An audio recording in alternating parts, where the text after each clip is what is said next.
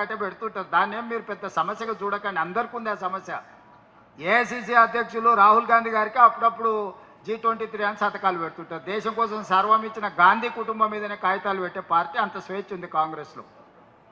కాంగ్రెస్లో స్వేచ్ఛ ఉంది కాబట్టి 140 ఏళ్ళైనా కాంగ్రెస్ పార్టీ ఉంది. స్వేచ్ఛ లేకపోతే మిగతా రీజనల్ పార్టీ లాగా, జనతా పార్టీ లాగా, మిగతా పార్టీ లాగా ఎప్పుడో మూత పడుతుండే. ఇందులో అన్ని రకాల మనస్తత్వాలు ఉన్నోళ్ళు ఉంటారు. హిందువులలో ఎన్ని దేవతలు ఉండరు? ఎంతమంది దేవుళ్ళు? 3 కోట్లు ఉండరా? ఎందుకున్నాయి? పెళ్లి చేసుకోవడానికి హనుమంతుడు ఉన్నాడు, 2 పెళ్ళిళ్ళు చేసుకునేటోనికి ఇంకొక ఆయన దేవుడు ఉన్నాడు, మందు తాగేటోళ్ళకి ఓ దేవుడు ఉన్నాడు, ఎల్లమ్మ, పోషమ్మ, మైసమ్మ, కళ్ళు కొయ్యాలి, కోడి కొయ్యాలి అనేటోళ్ళకు ఉండరు, పప్పన్నం తినేటోళ్ళకు కూడా దేవుడు ఉండు. అవునా? అన్ని రకాల దేవుళ్ళు ఉన్నారు.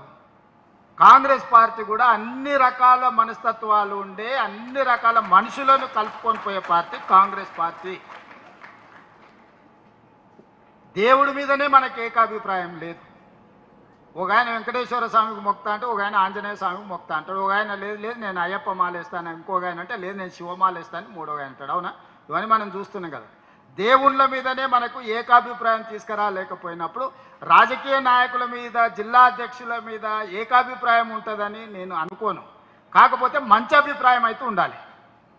మంచి అభిప్రాయం లేకపోతే ఇక అది మనకు ఉపయోగం ఉండదు. దయచేసి నిన్నటి వరకు మీరు ఎట్లున్నారని నేను అడగదలుచుకోలేదు. ఎన్నో ఏళ్ళ పరిణామ క్రమంలో కొందరు నచ్చుతారు, కొందరు నచ్చరు. ఒకసారి నమస్తే పెడితే పెట్టలేదనో, మనం పెడితే వాడు పెట్టలేదనో, ఏవో చిన్న చిన్నవి ఉంటాయి. అవి మీరు బాధ్యత తీసుకున్నాక వదిలేయాలి. ఈరోజు మీరు ఈ రోజు నుంచి మీరు ఛార్జ్ తీసుకుంటారు. ఈ రోజు నుంచి మీలో మారిన మనిషి కనిపించాలి.